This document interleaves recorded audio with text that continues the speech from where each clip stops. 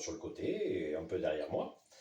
Pourquoi on se retrouve aujourd'hui sur le réseau? Ben écoutez, ça fait à peu près, je sais pas, je dirais 2 3 semaines que je vous ai présenté mon futur projet. Futur projet que j'ai commencé à imaginer. Et là, cette semaine, j'ai envie de vous en reparler, mais en rentrant beaucoup plus dans du concret et dans le vif du sujet.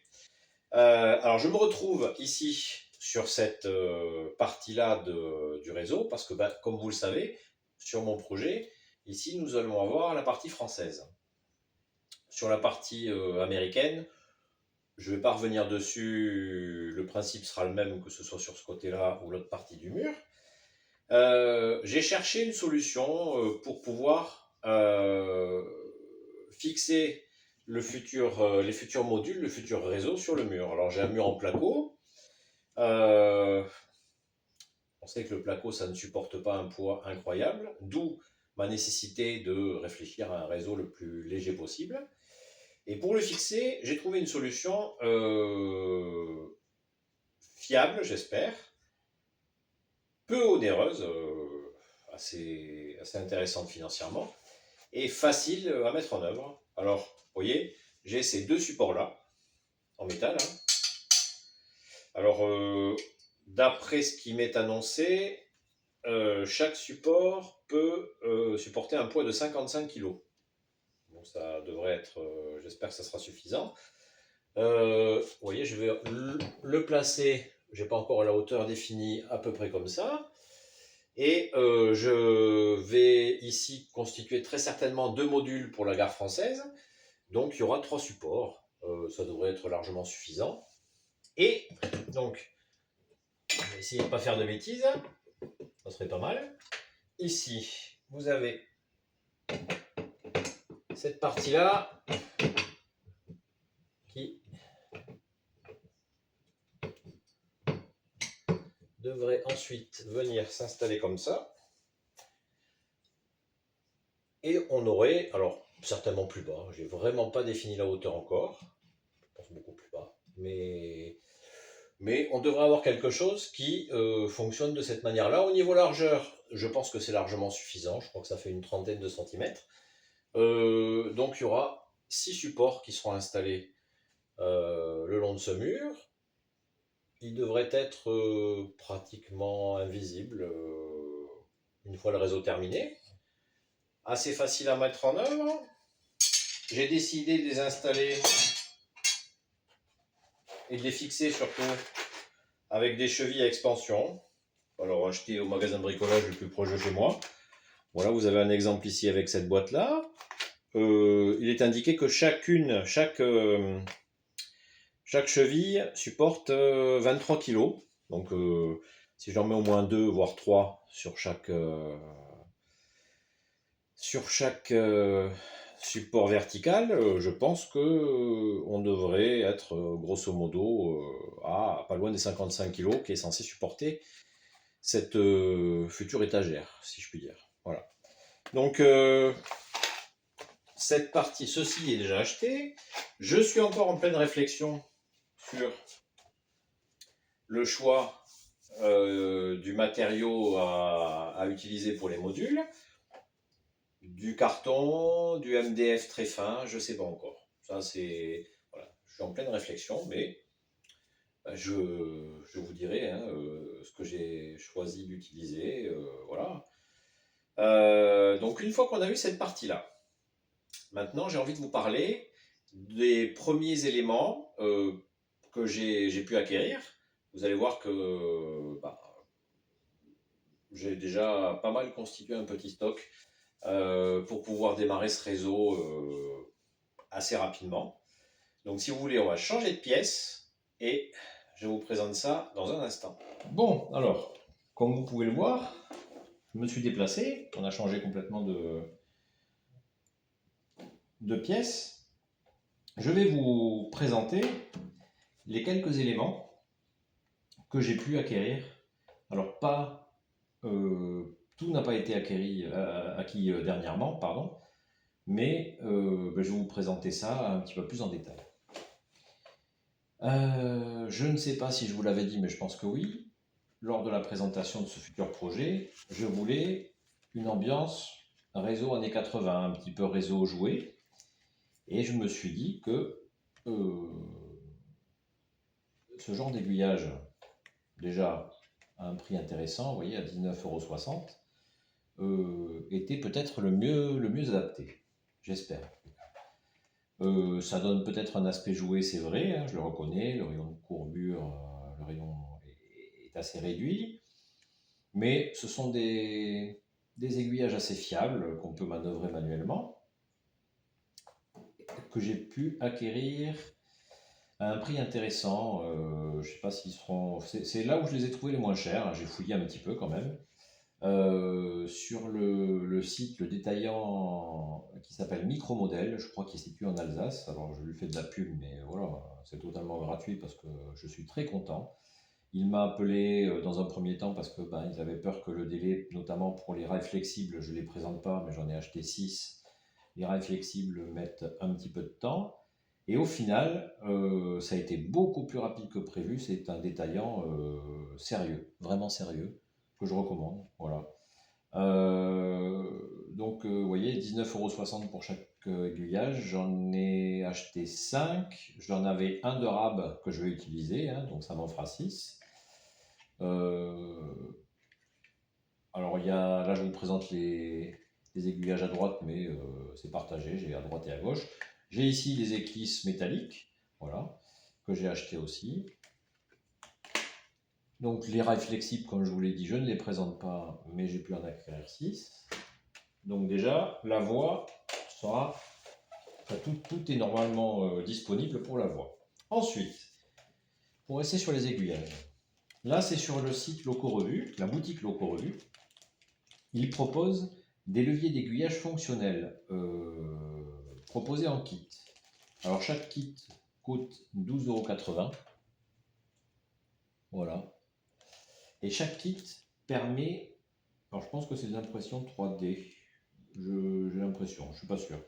Chaque kit permet de rendre fonctionnel 5 aiguillages. Alors comme j'en avais 6, j'en ai acheté 2, et je me dis que bon, les 4 autres restants, c'est en cas d'accident ou en cas de défaillance, j'ai toujours une petite marge. Évidemment, au moment de les mettre en œuvre, je vous présenterai tout ça en vidéo pour voir si c'est assez facile et assez intéressant. Alors ça a la forme d'un petit levier à manœuvrer, je pense que ça peut être très ludique. Donc voilà, ça sera lié aux aiguilles. Ensuite, pour continuer, on va partir sur ces deux éléments. Ces deux éléments-là, ce sont des cadeaux que j'ai eus, alors pas à Noël dernier, mais au Noël d'avant. À ce Noël d'avant, donc ça fait plus d'un an et 3 mois que je les ai eus, j'ai acheté ce qui sera la future gare de mon réseau français, réseau étagère, de chez Bois Modélisme. Alors là, c'est une découverte, parce que c'est une marque que je connais de nom, mais que je n'ai jamais utilisée, enfin je n'ai jamais rien acheté de cette marque-là. Alors, il existe... J'ai travaillé sur une marque espagnole beaucoup plus qui s'appelle la marque Parvus et qui, au final, vous allez voir, enfin, je ne sais pas si vous vous rappelez, propose un petit peu les mêmes matériaux de construction. On verra si à l'usage, c'est aussi facile dans un cas comme dans l'autre. Il s'agit de cette petite gare PLM à 3 portes. Alors, la région PLM, moi, ce ne sera pas forcément la région que je vais choisir, mais je trouvais qu'elle avait un aspect intéressant, de petite taille, assez mignonne et fidèle. Je ne sais pas si vous entendez le chat qui passe. Voilà, je ne m'occupe pas de lui, il n'est pas très content. Et avec donc, des éléments qui sont du bois, du médium ou du carton bois. Voilà, ça a l'air assez varié, différentes épaisseurs. Écoutez, ça a l'air pas mal. Donc évidemment, lorsque j'arriverai à ce moment de construction, je vous ferai partager la fabrication de ce kit, en espérant qu'il soit aussi plaisant et facile que celui de la marque espagnole Parvus. Voilà, on verra ça au moment venu. Ensuite, pardon, je ne sais pas si je suis encore en plein champ ou hors champ. Alors ça, il me tarde, mais j'ai un peu peur parce que ça a l'air assez ardu à mettre en œuvre. Mon épouse, donc, au même Noël que pour le bâtiment voyageur, m'avait acheté un kit Maniorail. Quand je l'ai commandé au Père Noël, j'avais pas d'idée précise de comment j'allais le mettre en œuvre. Au départ, je m'étais dit que j'allais faire un petit diorama où seulement ça serait mis en place avec un peu de décor autour. Et comme j'ai cette idée d'un petit réseau, pas très large, malgré tout, j'ai envie de l'intégrer à ce réseau pour pouvoir faire circuler deux voitures sur un petit bout de route, pourquoi pas. Je pense que ça peut être intéressant. Par contre, là où je prends un petit peu peur, c'est sur le kit présenté, puisque, alors, quand je dis kit, tout est en kit. Hein. Alors, bon, j'ai ici, je ne vais pas vous le sortir, mais une notice explicative assez détaillée. Et après, on a ici le moteur, on a ici. Il y a pas mal d'éléments qui font que j'ai intérêt à être minutieux dans la fabrication. Voilà, la mise en œuvre, on verra. Je la connais, il y a des pièces assez fines hein, ici. J'espère juste que c'est assez facile à mettre en œuvre, on verra. Hein. Au moment venu, là j'en suis vraiment pas là. Et j'espère que si j'y arrive, j'arriverai à donner encore un intérêt supplémentaire. Vous voyez, avec des petits véhicules qui circulent, je pense que ça peut être intéressant. Voilà, on verra. Donc ça c'est pour ces deux éléments-là. Et pour finir, je vais revenir sur l'idée de départ que j'ai de ce réseau. Je vous le rappelle, alors je l'ai déjà prouvé, je pense que je le prouve un petit peu avec le choix de mes aiguillages, mais je veux vraiment un réseau qui me ramène à l'adolescence. Je ne dirais pas à l'enfance, mais à l'adolescence, avec peut-être un petit peu moins de réalisme, même si je vais essayer quand même d'avoir quelque chose de plaisant à l'œil, mais donc avec de futures maquettes MKD, j'en ai quelques-unes que je montrerai avec vous, avec alors peut-être cette gare-là qui sera un petit peu plus moderne, j'espère qu'elle sera... Elle s'harmonisera avec les maquettes MKD, je verrai ça. Et surtout, donc voilà, du matériel, comme on est censé être dans les années 80, je dirais, qui n'est pas digital. Je voulais absolument avoir de l'analogique. C'est un petit réseau, donc en analogique, ça ne devrait pas poser de problème. Les aiguillages seront manœuvrés avec des petits leviers, vous voyez, comme je vous ai dit ici. Donc voilà, je veux vraiment du simple. Du simple, mais je l'espère assez bien construit. On verra. Là, je m'en lance des fleurs, on verra bien pour la suite.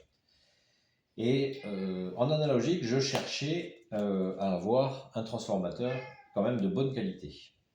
Anakin, on t'entend Anakin. Je cherchais donc un transformateur de bonne qualité et je pense que le choix a été rapidement fait sur la commande à main Gauge-Master, petite, et j'espère que les avis vont se confirmer me concernant. Voilà.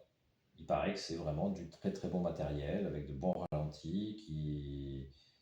C'est un bon transformateur analogique, à ce qu'on dit. Donc, ouais, j'ai sauté le pas. Il a un prix relativement raisonnable. Je dirais que je crois que c'est 65 ou 66 euros que j'ai acheté à la boutique Loco Revue. Hein, parce que peu le proposent sur les sites. Et comme je suis abonné de longue date à Loco Revue, j'ai voulu le racheter directement. C'est une boutique que j'apprécie particulièrement. Comme Micromodèle, c'est un revendeur aussi très très sérieux. C'est pas la première fois que je commande.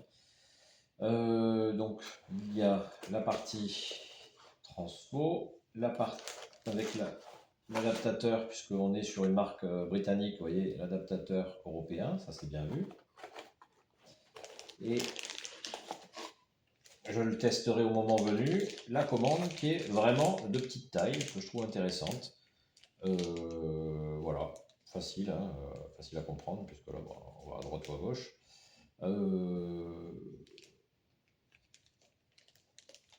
avec certainement un éclairage qui nous indique si la commande fonctionne bien ou pas. Voilà, vraiment quelque chose de plutôt réduit et facile, j'imagine, j'espère en tous les cas, et surtout intéressant au niveau résultat. Ça, on verra, on verra. Donc, voilà pour les quelques produits. Il y en a qui m'entendent le temps. Voilà pour les quelques produits donc, que je voulais vous présenter. Disons que j'ai une base, je pense, intéressante. Je vais pouvoir donc assez rapidement démarrer la construction des modules. Même si, comme je vous l'ai dit en début de vidéo, j'ai encore du mal à me décider sur le choix du matériau pour la construction de ces modules. Carton ou MDF de faible épaisseur, je ne sais pas. Je ne sais pas encore. J'hésite. Évidemment, hein,